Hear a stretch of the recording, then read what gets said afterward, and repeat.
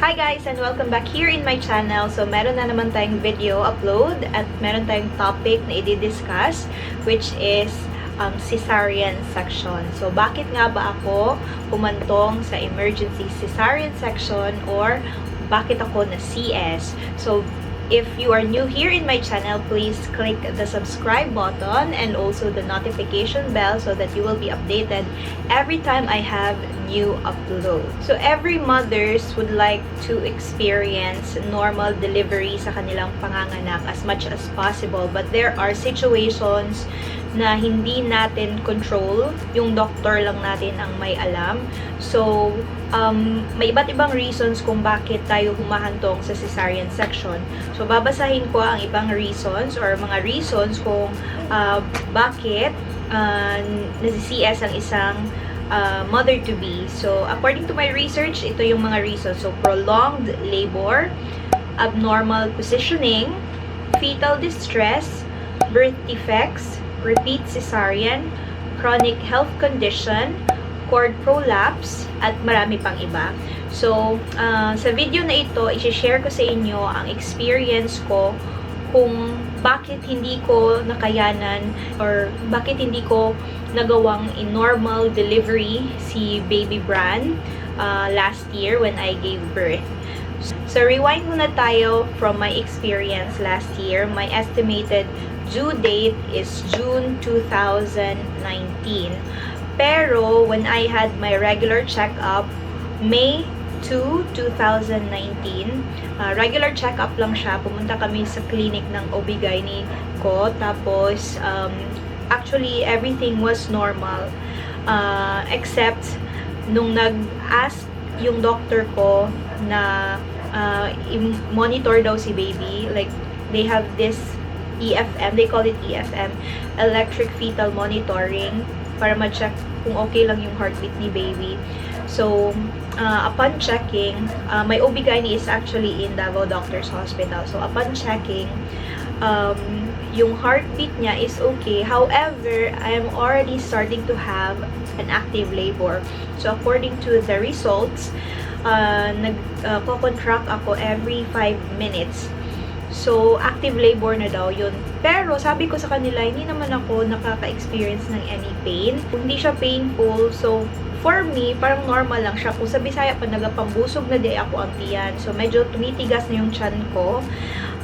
Pero hindi ko alam na labor, na nagla-labor na pala ako. So, after checking on me, at saka kay baby, sabi ng OB-GYN ko na kailangan ko daw i-admit.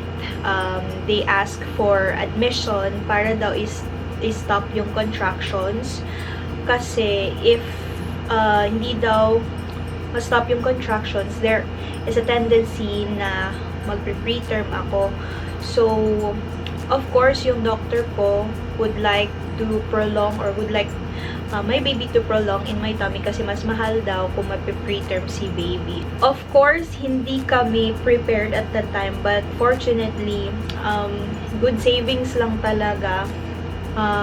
Pregnancy, you really have to have savings. You have enough time to save for this para in any emergencies, ready talaga kayo mag-asawa. Since yung doctor ko is from Davao Doctors Hospital, pero we plan to give birth sa Ricardo Limso. So, sabi ko sa OB-GYN ko na kung i-admit ako, dun lang ako sa Limso magpa-admit. And then, yes, they gave me the permission. And then, doon ako in-admit.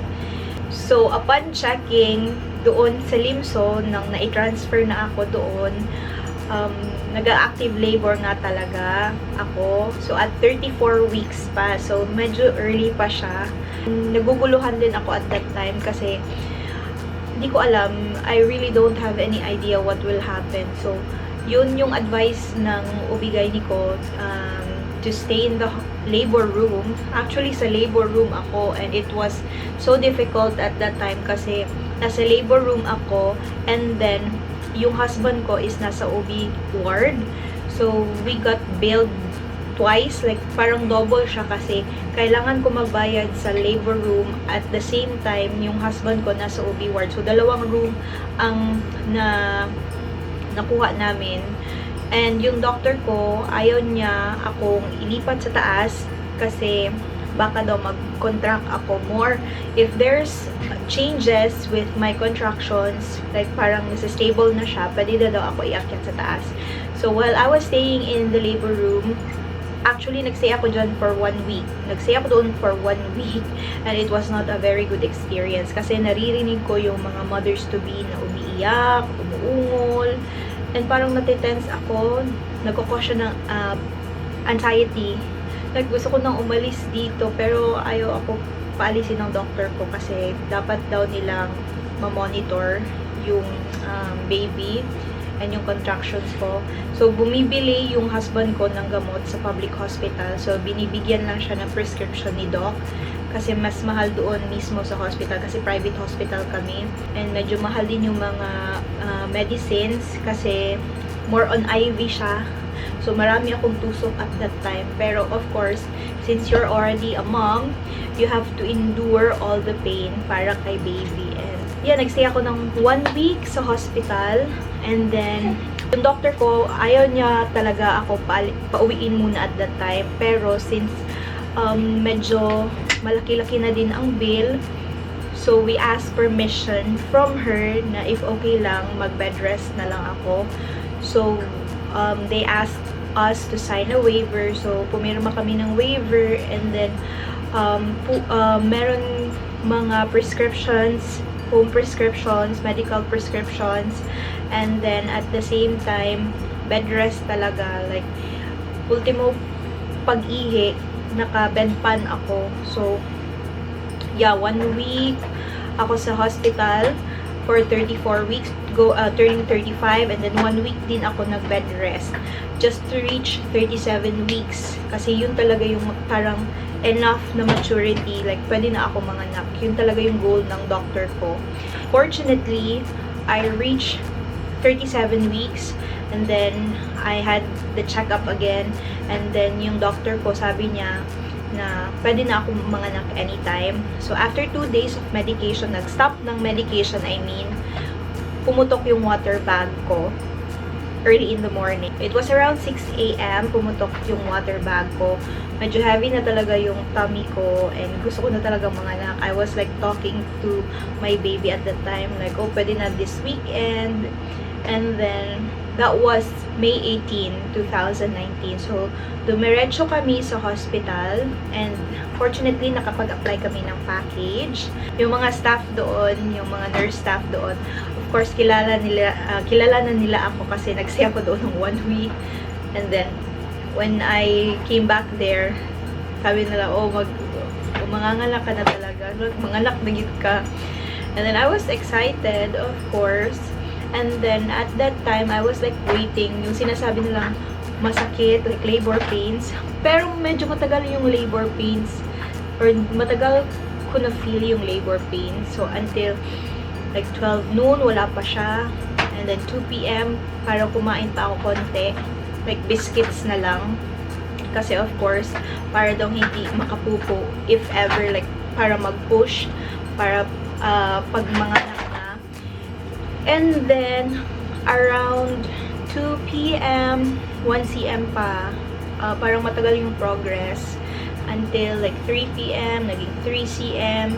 And then around 4 p.m., dun ko na na-feel ang so much pain. Excruciating pain. Wala ko kabalo. Asa tugikat na sakit-sakit dyan ka. Ayos siya. Sakit kayo as in. Kabuang. Upon monitoring on the EFM, na-check ng mga nurse staff na yung heartbeat ni baby is bumababa. Nagwi-weaken siya. The normal heartbeat for the baby inside the womb is around 120 to 160. Pero yung heartbeat ni baby is nagwi-weaken siya. Nagiging 90, 95.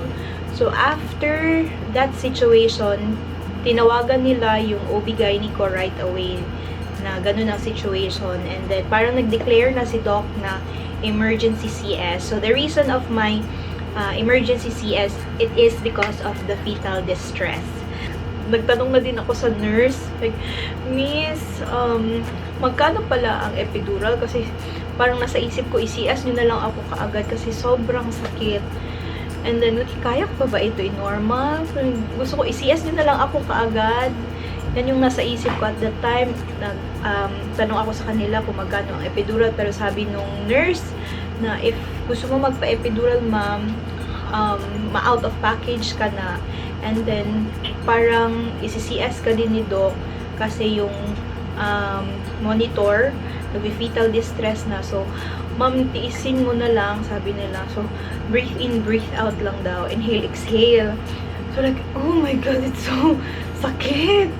So, yeah, kailangan mo talaga siyang tiisin yung sakit na nafe-feel mo. And then, at that time, around 6:30 or 7, dinala na ako sa OR. And then, nag-antay kami kay Doc. And during my experience, sobrang ingay. Maingay ako masyado sa OR. So, sabi ko pa sa anesthesiologist kasi nag-aantay pa kami sa doctor. Like, Doc, pwede mo ako turukan na ng i-injectionan mo na ako ng anesthesia kasi sobrang sakit na, Doc. Tapos sabi ni Doc na like, hindi siya pwede kasi kung injectionan ka na tapos wala pa yung doctor, hindi pa mag-start yung surgery mo, baka maabutan. After how many minutes waiting for my doctor, dumating siya and then they started the procedure right away. So, around 8:45, yan, nailabas na si baby and medyo tense din ako kasi paglabas ni baby, medyo pale siya. Kung sa Bisaya, nanlagom siya ba kay dugay siya nagawa, parang naubusan siya ng tubig sa loob. And hindi siya masyadong responsive. The nurse tried to do the skin to skin.